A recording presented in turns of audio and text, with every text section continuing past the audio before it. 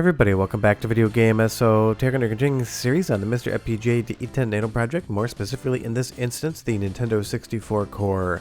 Because it's been a few weeks since we talked about all of the updates, and there is a new core fixing some bugs, as well as a new auto-patching feature, so you can be able to play whatever Nintendo 64 game you want without having to go in and manually patch your ROM up. And I know some people didn't like that patching, so I'm going to go over how that works, why it matters, and then kind of talk about where the core may go from here, because Nintendo 64 on MiSTer FPGA definitely is still having a moment, and hopefully that continues into the fall as well. Before we get far involved, do me a huge favor, go down below, hit like and subscribe, and ring that notification bell. Definitely helps us out. And if you feel so inclined and want to support the channel, got a Patreon link down below as well. But the last time we talked about the Nintendo 64 core, it was under the auspices of having different patches for different games to get them to work. Things like Polaris Snowcross, Jet Force, Gemini, Knife's Edge, Resident Evil 2, rules set in conjunction with FPGA Zoom sponsor Robert went in and basically made all of these different patches to get these little workarounds within the core. And for the most part, almost every single one of these issues has to do with RAM latency and how RAM is shared on MiSTer FPGA on the DE10 Nano board, as well as the scaler using it and the underlying operating system. There's just a little bit of issue there that can 100% be worked around, so that's what Ruleset went in. He developed all of these different patches for the game so you could get them running on the core and they would act like nothing was going on under the hood whatsoever. And do be aware that all of these patches have absolutely no performance hit on the games in and of themselves. You would never know you were actually playing a patched version of the ROM unless you did it yourself. If I just sent you a file and you loaded it up, you'd have absolutely no idea. But I understand that some people either didn't want to patch these themselves and they kept asking if it could be incorporated into the actual core in and of itself, because you have to go through game by game patching up each individual title that you wanted to play. Well, now there are two different new file sets out for Nintendo 64, one core and one MiSTer experimental main that can take care of this for you. The first thing is the core has been updated as of last month with just a couple different bug fixes. I didn't really do a video on this one because it wasn't a huge amount of information, but if you are still running the update all core, I definitely would recommend you manually install this new core with some of the bug fixes to the core. But secondarily, there's now a new version of MiSTer Main that's being played around with, along with a new Nintendo 64 database set text file that will actually auto-patch the game when you load it up.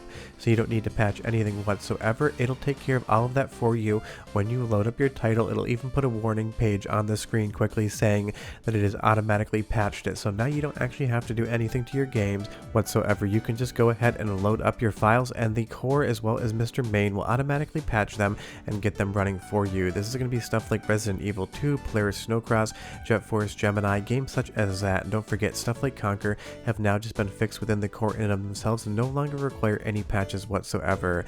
So this is awesome. You can just treat every single retail Nintendo 64 game like it 100% works on the core without having to patch anything.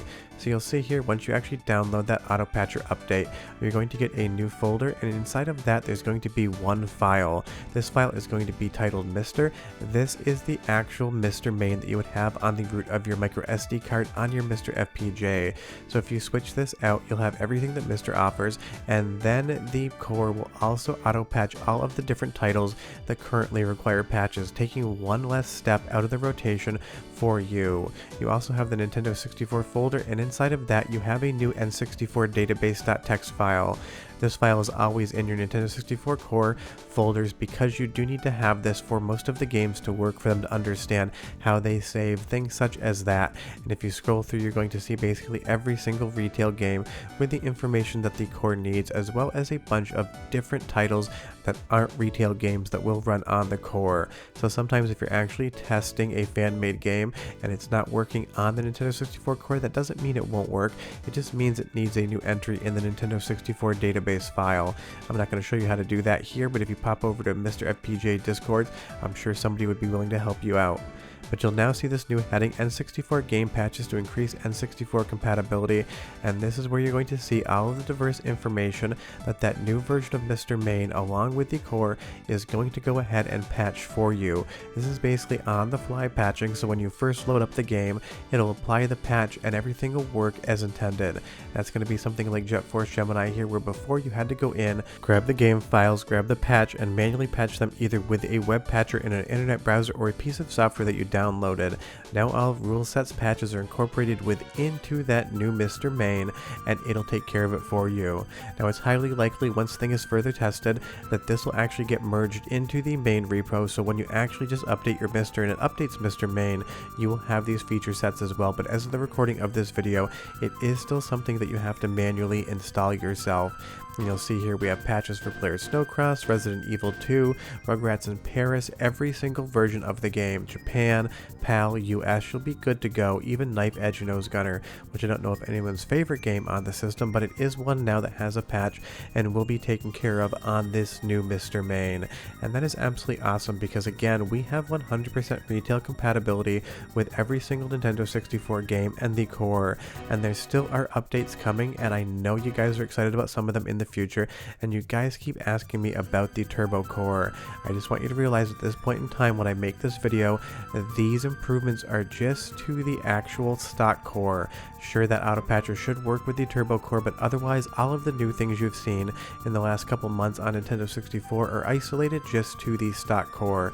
But Robert has said on MiSTer FPGA that he is going to work on an updated version of the turbo core as well. And if you've missed some of those videos, I've got a couple more coming and I've showed a couple, but the turbo core honestly does things on Nintendo 64 that are absolutely wild, like getting Perfect Dark to run into the high 20s, low 30 frame rates, even up to 60 depending on where you are within the game in and of itself. So all of these improvements should come to the turbo core shortly, and honestly I usually default to their turbo core for most games that have an unlocked frame rate because I just get better performance and it seems to be as stable as the original core.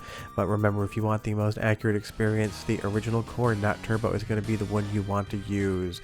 But I know a lot of people have been asking if we're going to see a new turbo core, and the answer to that is yes. As far as the timing of that is concerned, I have absolutely no idea.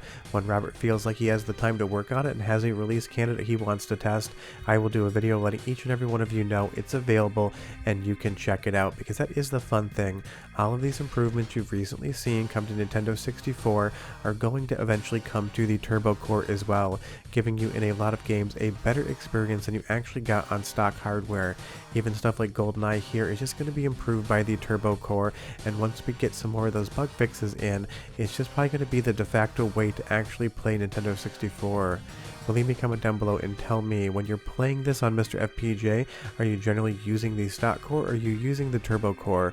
For me, I pretty much just default to turbo unless I want some of these new fixes, but I know other people out there kind of go to stock. But honestly, getting something like this again, turbo on the left, stock on the right, the extra fluidity in games like Ocarina of Time, when you have them set up correctly, is 100% worth its weight in gold as far as turbo performance is concerned.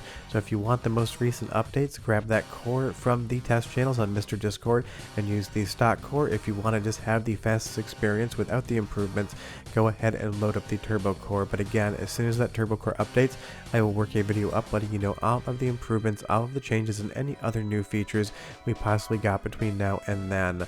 But again, the Nintendo 64 core is so good on MiSTer FPGA, and if you missed the video, I also did a side-by-side with Taki Udon's new MiSTer Pi boards. I've been playing around with them more in the background, and I have found that they are every bit as good as the Jurassic manufactured boards when it comes to Nintendo 64 and pretty much any other core on MiSTer FPGA. So I've been waiting to jump into the MiSTer FPGA ecosystem. I know the MiSTer Pi boards can be a little bit hard to get a hold of right now. They're in between batches and they have been selling out quickly. But if you're wondering whether or not the board was capable of being a Nintendo 64 the same way the Jurassic boards are, you don't need to worry about that whatsoever. It has been one-to-one flawless. I've had no issues with it whatsoever. If it can play Bomberman Hero, my favorite Bomberman game of all time, then I know I can strongly recommend it. But tell me down below, did you pick up a MiSTer Pi? Or are you still using a Jurassic DE10 Nano? I love hearing what people are using for hardware, so leave me a comment down below and tell me what you guys are running for MiSTer. It always does pique my interest. Try to just to gauge what's going on in the community. But if you want to grab one of those clone boards, you're 100% able to do that today. No issues whatsoever. Go ahead and play some Wave Race on whatever DE10 Nano board you want, clone or otherwise. And that's just awesome, because the more people that can play Nintendo 64 on MiSTer FPGA, the happier I am and the happier everyone else is going to be as well. But that's the current situation with the current Nintendo 64 core and the current experimental new MiSTer main that'll auto-patch your games. And again, once that new turbo core goes live, I will be back with another video. But if there's anything else you haven't seen Nintendo 64 wise on the channel with MiSTer, leave me some recommendations down below and maybe it'll turn into a video. But short of that, I'm done. Go play Nintendo 64 and I'll see you guys next time. Bye bye.